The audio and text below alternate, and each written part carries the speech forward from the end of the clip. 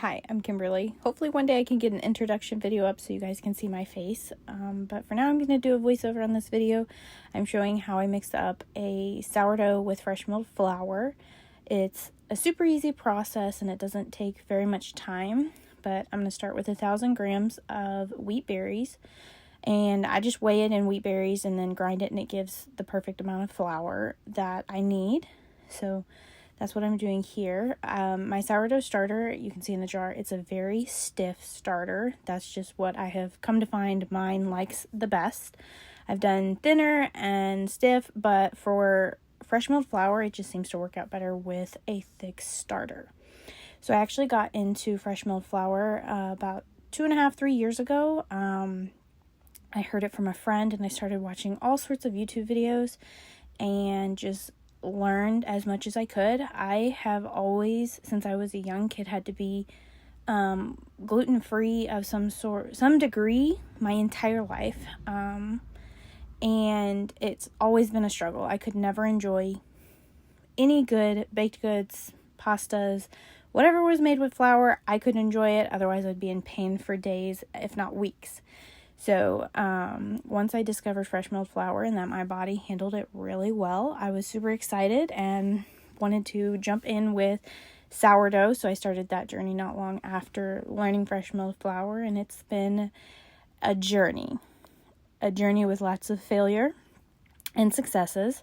Here I'm going to use 800 grams of water, and then I'm going to use 170 grams of starter.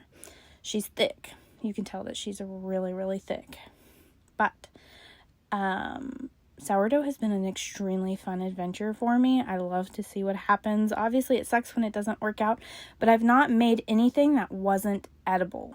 If it looks questionable, we throw it in the frying pan with some butter and we make hot ham and cheeses, and it's always good. Nothing has not been edible. Has it been beautiful? No.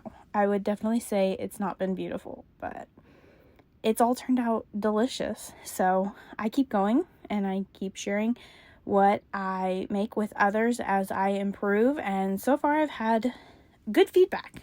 Not had any bad feedback about anything. I am using a higher hydration dough. The hydration for this dough is going to be about 86 when all the water is added, but it's going to be a little bit more than that because I wet my hands for stretch and folds during the end process of it. Here I'm adding 60 grams because I like to let my salt soak because I use the Redmond salt and it's a coarser grind, and so I let it soak a little bit before I add it into my bread. I let it sit while I'm auto-leasing for anywhere from 20 minutes to an hour. I'll let it sit depending on what my day looks like and my schedule. I forgot to mention I use 34 grams of salt in 60 grams of water. Here I am mixing it together. It looks a little questionable, but it comes together perfect. After, I like to wait and add the salt after it has auto-leased for a little while, because once you add salt, it makes your dough tight and come together. So you kind of want to wait a little bit and let that gluten relax and become the structure of your dough. So I wait to add the salt until after that. I'm getting through my first stretch and fold here after adding the salt, so I do that 30 minutes after the salt is put in my dough, and that's when I start my aliquot or aliquot. I don't know how to say it correctly, but I add 40 grams to this 2-ounce cup, and I smash it all down and then put the lid on, and I'll put it on top of my dough. And this is how I know when my dough is ready. Once that dough in the little cup reaches the top and slightly puts pressure on the top of the lid, I know that my dough is perfectly proofed. I also take the temperature because that can, if you follow a chart, it'll tell you how many hours your bulk fermentation should take. So 78 degrees or 25 Celsius is going to be roughly 6 hours. But I mainly go by that little 2-ounce cup. For me, that's been the most accurate. I live in Texas. We deal with a lot of high humidity and super hot days, and sometimes I forget to take the temperature of my dough, so I just go with the cup.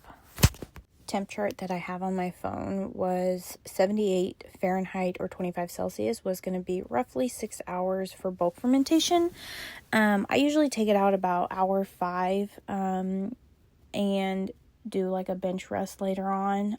In this video, I didn't really do a bench rest other than when I was cutting up my pepperoncinis to put in one of the loaves.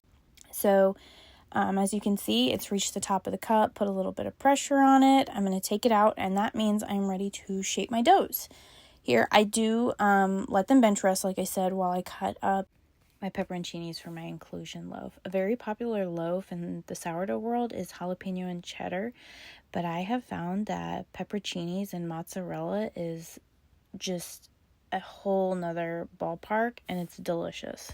It's not a common loaf, but everybody I've shared it with has absolutely loved it. It's delicious, especially if you make hot ham and cheeses with it. It's top tier. It's the absolute best. My mother-in-law does not like sourdough, but she will eat that, and she will have a hot ham and cheese with it. Here I am shaping up my plain bowl. I'm actually going to make this and bring it to some friends of ours. They say they don't like sourdough, but I gave them this loaf and they fell in love. It's such a different flavor with fresh milled flour. It's got this nuttier flavor to it. And I only put it in my fridge for anywhere from 12 to 18 hours. So it's not like super duper sour, but it's still got that sour tang to it. Fresh milled flour just adds an extra level of flavor to it. Here you saw me using that sprinkler, and before I wasn't. I forgot my sister got me all these neat little tools for Christmas, and I hadn't had the chance to get them out. So when I remembered it, I finally started using it, and it made life a lot easier to sprinkle flour and not have like clumps or like heavier handed spots of rice flour on my dough. As you can see, I used 2 different types of cheese here. I think it was Better Good was the other one, and then I'm just using some mozzarella that I had left over from pizza night the other night. I just use whatever's in the fridge. It's never tasted bad before. Usually we're just a sharp cheddar family, but if we have mozzarella from pizza night, I'll use that to kind of get rid of it, because we don't eat it a whole ton. Here I am adding my pepperoncinis, just in a layer of it. I try to keep my dough super thick because it is a higher hydration when I fold it out, like flatten it out. Just because it's a higher hydration, and then I should do this, but I don't pat my peppers dry, so it does add extra moisture to the loaf. So I try to make it thicker on the bottom so that when I'm like shaping it, they don't start breaking through the dough and popping out everywhere.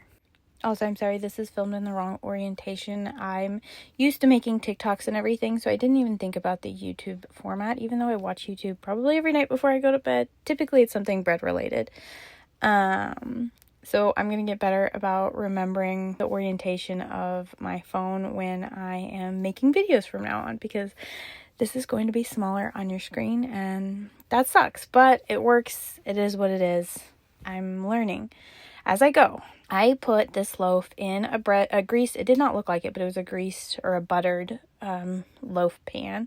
And I put it in the fridge overnight with a plastic cover on it. And I live in a camper. I forgot to mention that in the beginning. So I have a really small oven. Actually, my oven is even smaller than this one. This one's my brother-in-law's mom's oven. She lives across the way from me and kindly lets me bake bread in her oven. And I'm so thankful for that. Here is the finished bread loaf. It was bubbly and just smelled so delicious. I cannot wait to cut into it. Now on to the plain loaf. I wanted to cut a pretty little X into it, but in the rush of things, I really didn't pay attention to what I was doing a whole ton, so I made the scores further out to the edge than I should have. So it didn't live up to the picture in my head, but it still turned out beautiful and flaky and crispy, and it rose nicely for being such a small loaf. I didn't get a video of cutting it, but there's a picture at the end of the crumb.